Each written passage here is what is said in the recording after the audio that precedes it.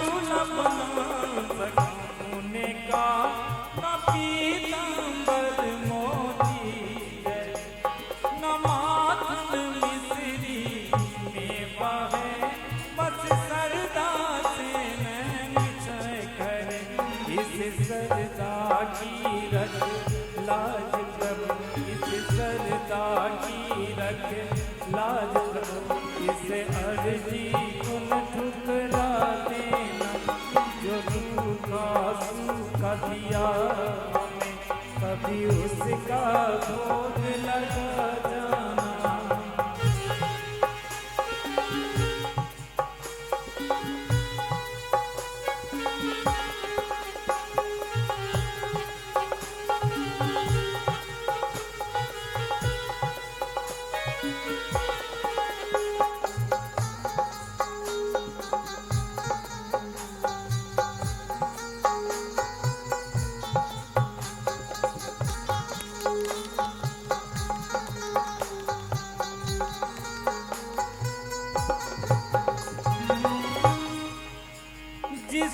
घर के दिए में तेल नहीं, वहाँ ज्योति जलाऊं मैं कैसे।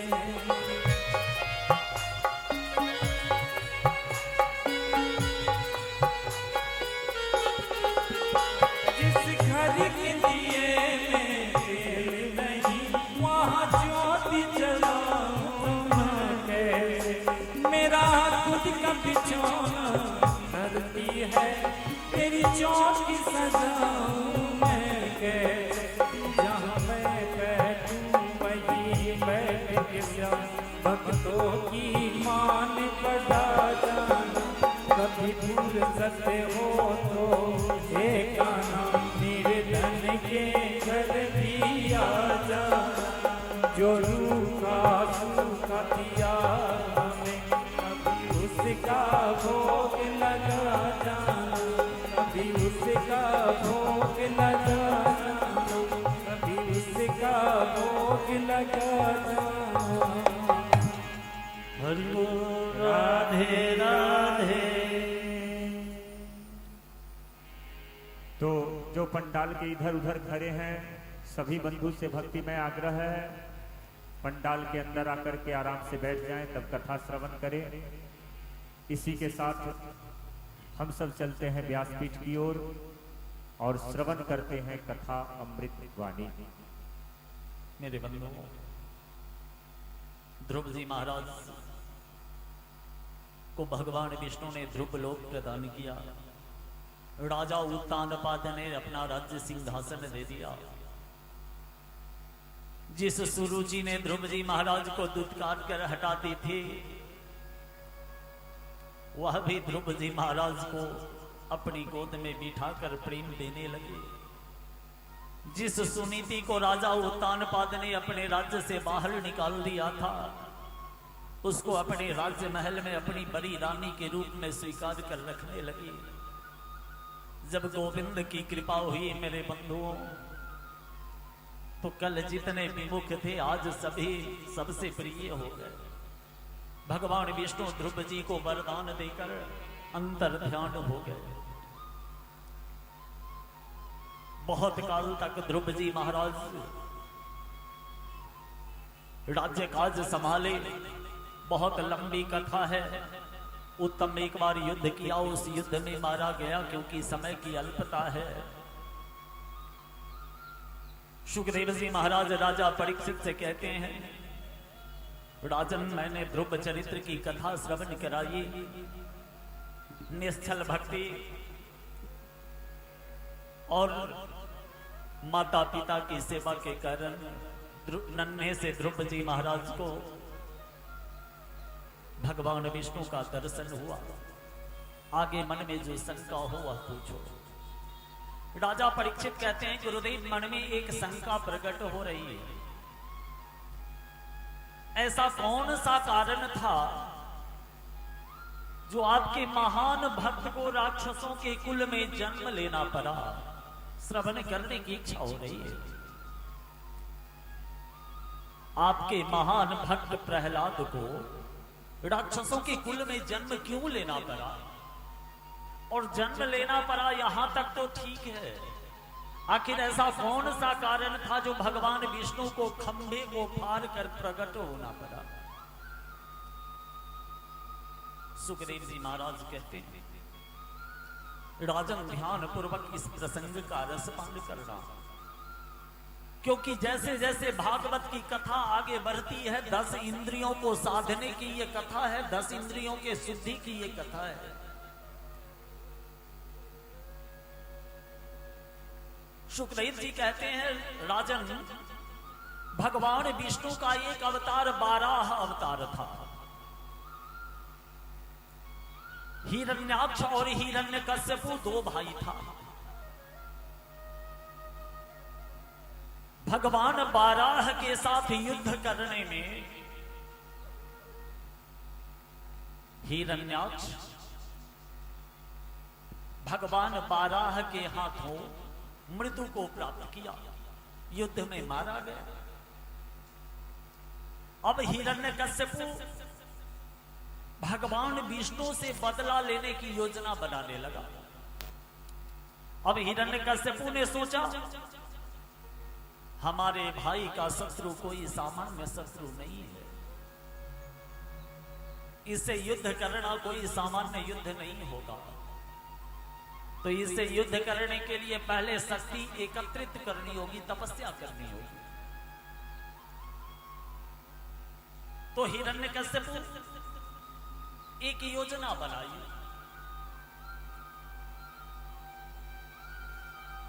तपस्या करने की। हिरण्यकश्यपु के पत्नी का नाम था कयाधु। हिरण्यकश्यपु के पत्नी का नाम था कयाधु। हिरण्यकश्यपु अपनी पत्नी से कहता है, अजी सुनती हो, आज मैं जंगल में जाऊंगा किसी विशेष कार्य के लिए। हो सकता है बहुत जल्दी लौट के आ जाऊं, हो सकता है लौटने में विलंब हो, और हो सकता है मैं नहीं लौट पाऊं।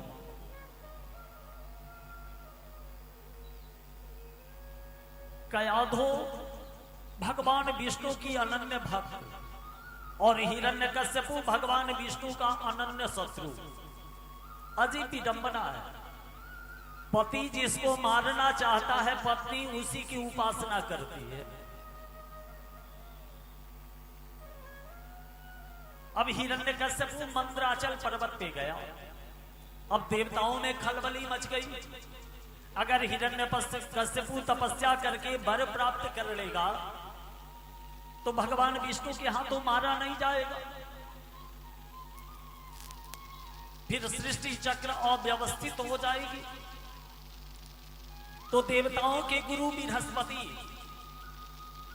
जब देवताओं में भी समस्या आती है तो अपने गुरु के पास जाते हैं।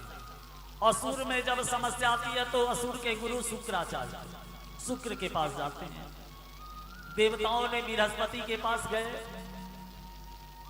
तो बृहस्पति गुरु ने क्या किए, तोते का रूप धारण किया, तोता, और मंदराचल पर्वत पे वृक्ष की एक डाली पे वह तोता बैठ गया।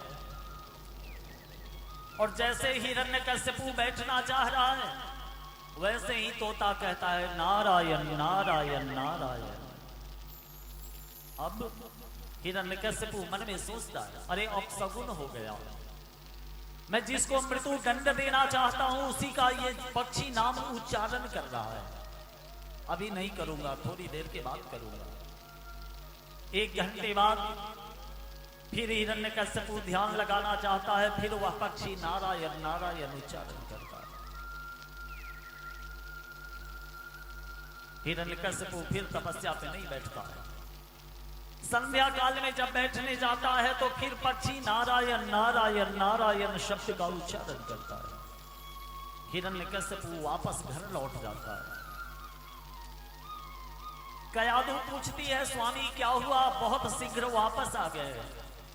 हिरण्यकश्यपु ने कहा, अरे क्या बताऊं, एक पक्षी था, जब मैं तपस्या करने के लिए बैठ रहा था ना, तो नारायण नारायण नारायण शब्द का उच्चारण कर रहा था।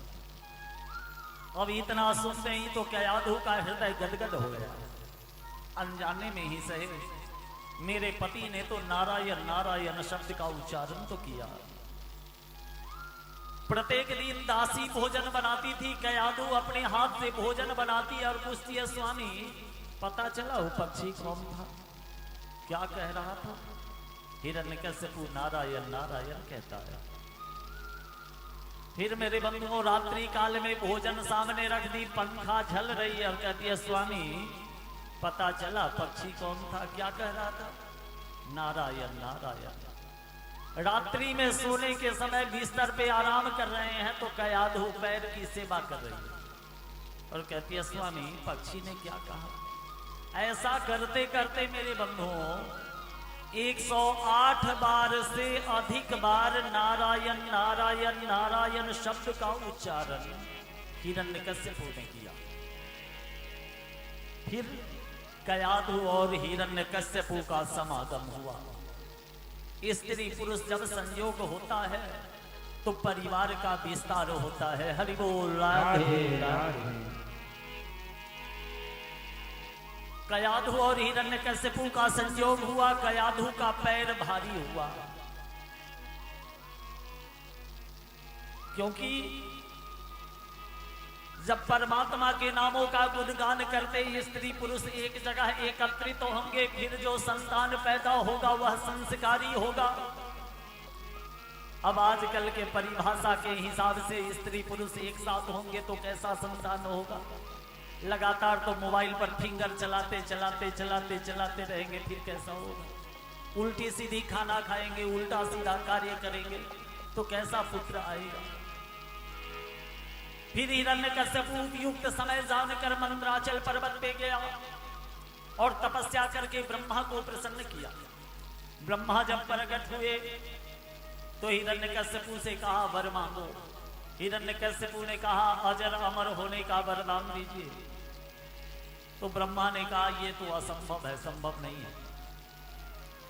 फिर हिरण्यकश्यपु ने कहा रुको, आप देवता हो तो मैं भी कोई मूर्ख नहीं हूं। हिरण्यकश्यपु मन में विचार करके कहा क्या पता है, न दिन में मरू न रात में मरू, न दिन में मरू न रात में मरू, न धरती में मरू न आकाश में मरू, न घर में मरू न बाहर मरू, न अस्त्र से मरू न शस्त्र से मरू, न देवता से मरू न दानव से मरू। पता है ब्रह्मा ने क्या कहा?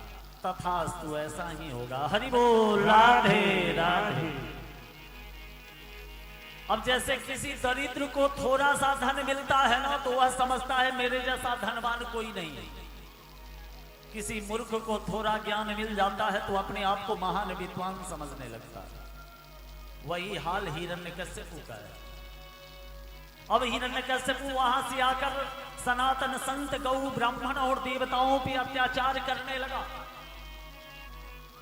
क्यों? क्योंकि मैं तो मरने वाला हूं नहीं। और जब इधर 9 महीना कुछ दिन समय हुआ, प्रहलाद जी का जन्म कयाधु के गर्भ से हुआ। हिरण्यकश्यपु राजा था, परंतु अपने आप को वह खुद का भगवान मानता था। धीरे धीरे प्रहलाद जी बड़े हुए। प्रहलाद जी को संडार्क नाम के कुल गुरु में, असुरों के गुरु, विद्या अध्ययन कराने वाले संडार्क नाम के ऋषि थे।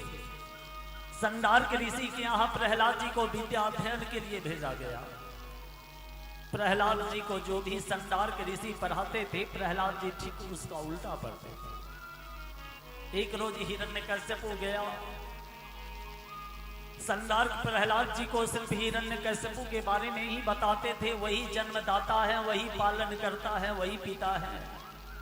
तो प्रहलाद जी ने कहा पिताजी, हम में तुम में खरक खंभ में हर जल चेतन में जो है व्याप्त, वही एकमात्र निर्गुण निराकार ब्रह्म पूरे संसार के जीवों का पिता है, वही पालनहार है। संडार्क को भला बुरा कहकर हिरण्यकश्यपु अपने वापस आ गया। एक रोज संडार्क ऋषि की तबीयत थोड़ी बिगड़ गई।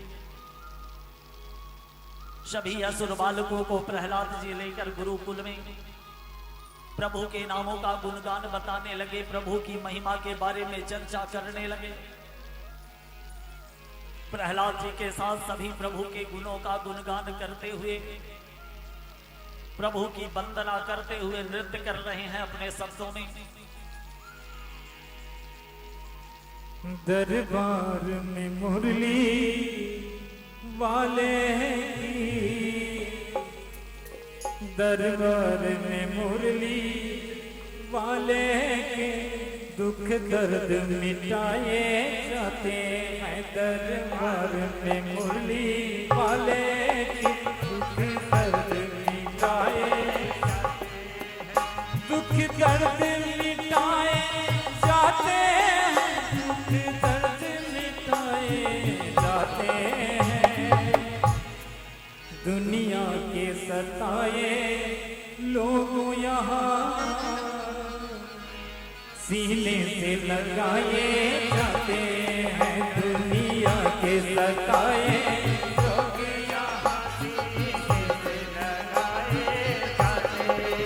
दरबार में मुरली वाले दुख दर्द मिटाए जाते हैं। दरबार में मुरली वालों के दुख दर्द मिटाए जाते हैं।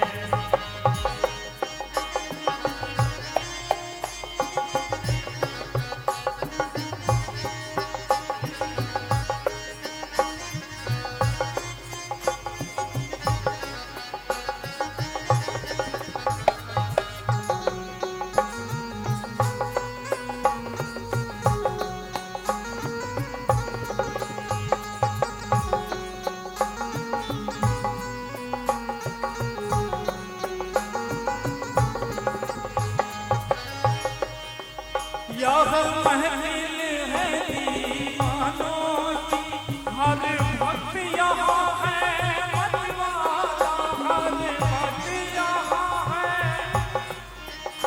यह महफिल है दीवानों की, हर वक्त यहाँ है मतवाला, हर वक्त यहाँ है मतवाला। भर भर के ये जाम इबादत की, भर भर के ये जाम इबादत की, यहाँ खूब पिलाए जाते हैं। दरबार में मुरली वाले के दुख दर्द मिटाए जाते हैं। दरबार में मुरली वाले के दुख दर्द मिटाए जाते हैं। दोनों हाथ से मीठी मीठी ताली बजाते हुए हरि बोल राधे राधे।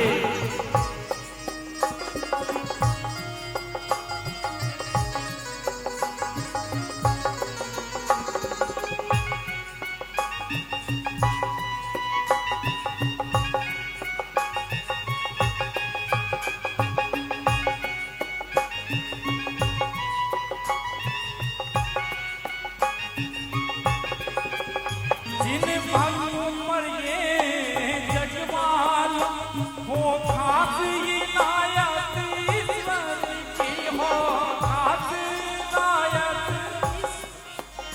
जिन भक्तों पर ये जगवाल हो खास इनायत ईश्वर की, हो खास इनायत ईश्वर की,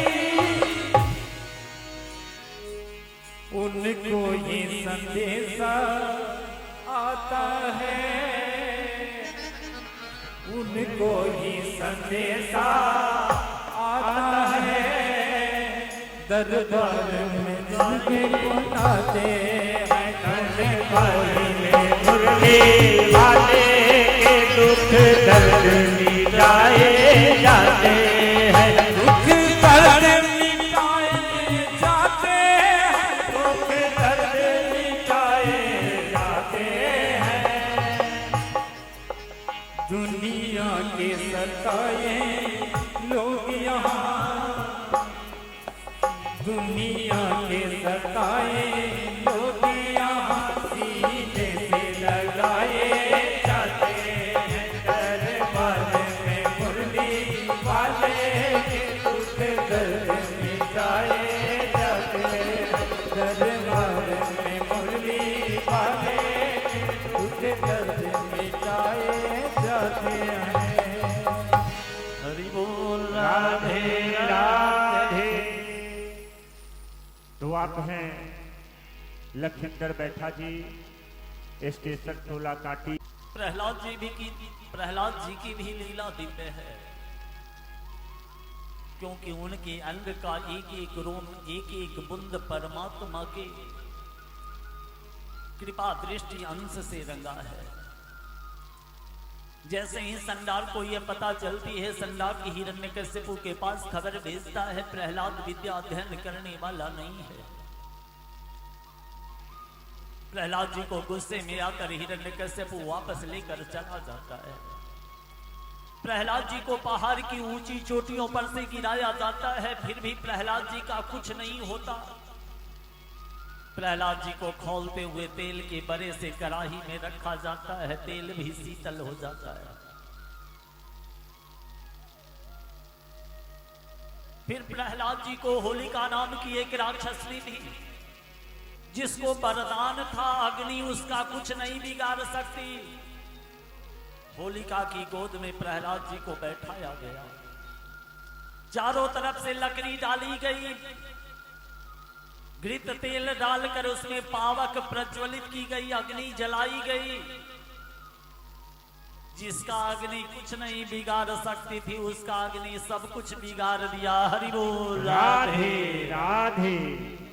होलिका नाम की राक्षसनी जलकर नष्ट हो गई। और प्रातः काल जब देखा गया तो प्रहलाद जी जैसे भोलेनाथ पूरे शरीर में भस्म लगाकर आनंदित होते हैं, वैसे भस्म लगाए बाहर निकले। अब प्रहलाद जी को कैद खाने में बंद कर दिया गया, ना अन्न मिलेगा ना जल। देखता हूं तेरा प्रभु तेरी कैसे रक्षा करता है। अब मेरे बंधुओं, पता है क्या होता है? मैया लक्ष्मी भगवान विष्णु को कहती है, प्रभु खाना खा लीजिए, भोजन बन गया है। विष्णु भगवान कहते हैं, जब तक मेरा प्रहलाद नहीं खाएगा मैं नहीं खाऊंगा। 7 दिनों से भूखा है। भला कोई अपने भक्त को बिना खिलाए कैसे खा सकता है? अब मैया लक्ष्मी क्या करे? खीर पुआ लड्डू मिष्टान पकवान थाल में लेकर चांदी के गिलास में जल लेकर कैद खाने में पृथ्वी लोग पहुंची। बाहर पहरेदार खड़े हैं। पहरेदार को मैया लक्ष्मी तो नहीं दिखाई देती, पर थाल खीर पुआ लड्डू मिठाई थाली में भरा कैद खाने में प्रवेश किया, यह दिख रहा है। जैसे ही उसने देखा, दौड़ता हुआ हिरण्यकश्यपु के पास गया। अब प्रहलाद जी का नेत्र सजल हो जाता है। मेरे कारण प्रभु को कितना कष्ट सहना पड़ा। बैकुंठ लोक से मैया लक्ष्मी आकर स्वर्ण थाल में भोजन प्रदान की। सजल नेत्रों से प्रहलाद जी ने उस स्वादिष्ट प्रसाद को ग्रहण किया। अब हिरण्यकश्यपु आता है उधर से और प्रहलाद जी को कैद खाने से बाहर निकालता है, अपने राज्य महल में ले जाता है। और राज्य महल में ले जाकर प्रहलाद जी से पूछता है, तेरा प्रभु कहां है? अनायास प्रहलाद जी के मुख से शब्द निकल जाता है, पिताजी वह कहां नहीं है। हम में तुम में खरग खंभ में हर जर चेतन में है व्याप्त। जब तक वह है तभी तक ये दुनिया चल रही है, ये व्यवस्थित है। इस शरीर से जब परमात्मा का अंश निकल जाता है तो 4-5 घंटे बाद इसमें बदबू आने लगती है, दुर्गंध आने लगती है। जो पत्नी अपने पति को प्राणों से अधिक प्यार करती है, जो पति अपने पत्नी को प्राणों से अधिक प्यार करते हैं, वह भी उससे दूर भागने लगते हैं। कहां चला जाता है वह प्यार? अरे आप प्यार भी कर रहे हो, आप नफरत भी कर रहे हो, तो ठाकुर की कृपा है। जब तक उसकी कृपा है तभी तक तुम कर सकते हो। जिस रोज उसकी कृपा हट जाएगी, तेरा सारा ड्रामा खत्म हो जाएगा। हरि बोल राधे राधे। तो हिरण्यकश्यपु कहता है, क्या इस खंभे में भी तेरा भगवान है? प्रहलाद जी कहते हैं, जी पिताजी।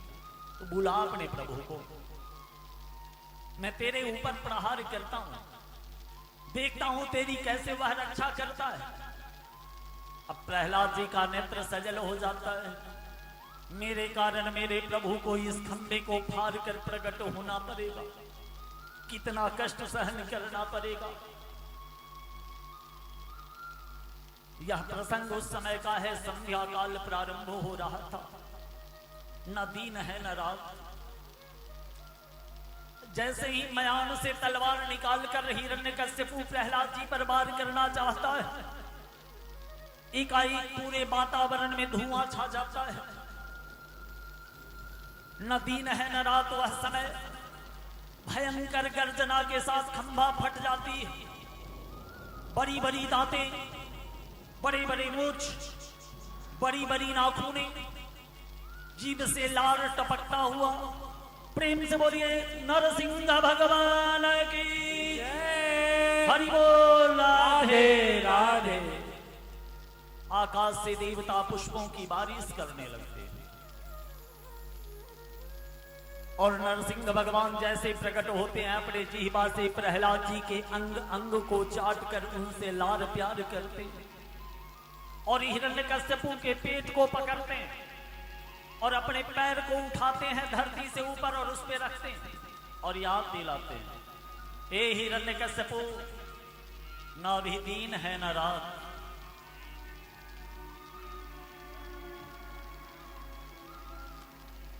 हिरण्यकश्यपु को अपने पैर पे डालते हैं और याद दिलाते हैं, ना भी दिन है ना रात। और जिस खंबे से प्रभु प्रकट हुए थे वो बरामदे का खंबा था। हिरण्यकश्यपु का आधा शरीर घर के अंदर था, आधा बाहर था। पैर धरती पे सटी नहीं थी, कोई अस्त्र शस्त्र उनके पास नहीं था। अपने दोनों हाथ के नाखून से पकड़कर हिरण्यकश्यपु को गोविंदाय नमो नमः कर दिया। हरि बोल। राधे राधे। देवता आकाश से पुष्पों की बारिश करने लगे, भगवान विष्णु वंदना करने लगे, ब्रह्मा उनकी स्तुति करने लगे, शंकर मनाने लगे। जब लक्ष्मी मैया को उनके सामने भेजा गया तो नरसिंह भगवान इतने गुस्से में थे जो लक्ष्मी जी को पहचान ही नहीं पाए। अंत में प्रहलाद को सामने भेजा गया। प्रहलाद जी उनको वंदना किए। प्रहलाद जी से नरसिंह भगवान ने कहा, ये प्रहलाद वर मांगो। प्रहलाद जी ने कहा, प्रभु मुझे कुछ नहीं चाहिए, जो चाहिए सब मिल गया, मेरे कारण आपको इतना कष्ट सहन करना पड़ा। प्रहलाद जी का नेत्र सजल हो जाता है। भगवान विष्णु ने कहा, नहीं तुझे तो मांगना ही पड़ेगा। तो प्रहलाद जी ने कहा, जो आपको ठीक लगे मुझे दे दीजिए। हरि बोल। राधे राधे। कैसा दिव्य भाव है, जिस लायक आप मुझे समझते हो आप दे दीजिए। कभी नष्ट नहीं होने वाला पाताल लोक का राज्य प्रहलाद जी को मिला। बहुत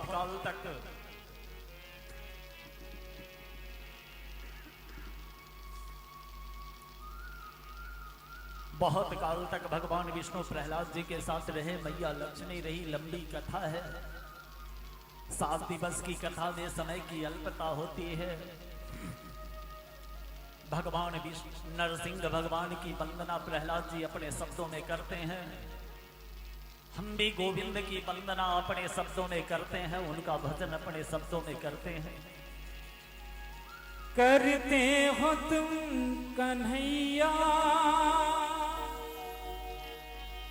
मेरा नाम हो रहा है,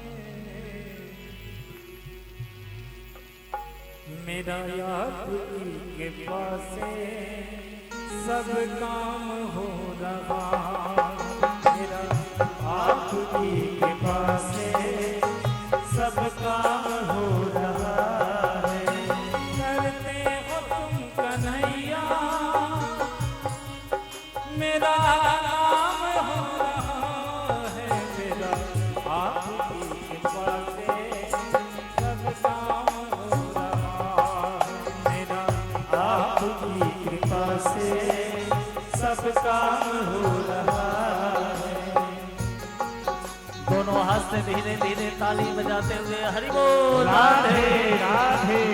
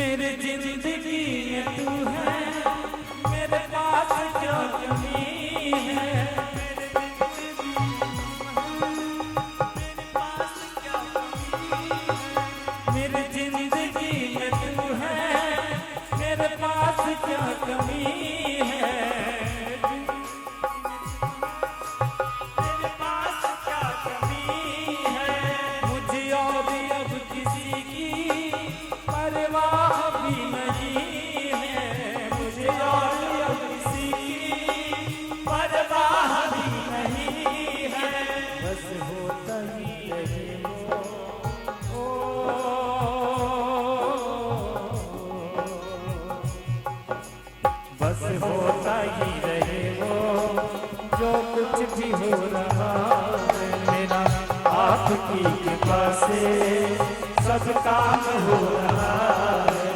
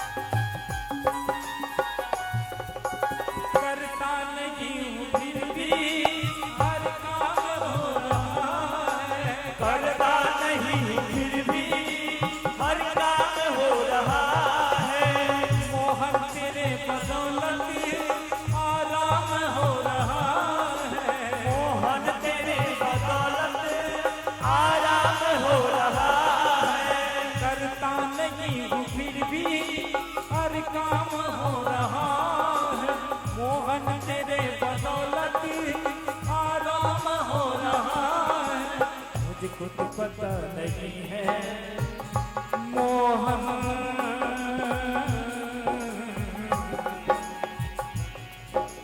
मुझे कुछ पता नहीं है क्या काम हो रहा है मेरा, आपकी कृपा से सब काम हो रहा है। करते हो तुम कन्हैया, करते हो तुम कन्हैया, मेरा काम हो रहा है। आपकी कृपा से सब काम हो रहा है मेरा, आपकी कृपा से सब काम हो रहा है।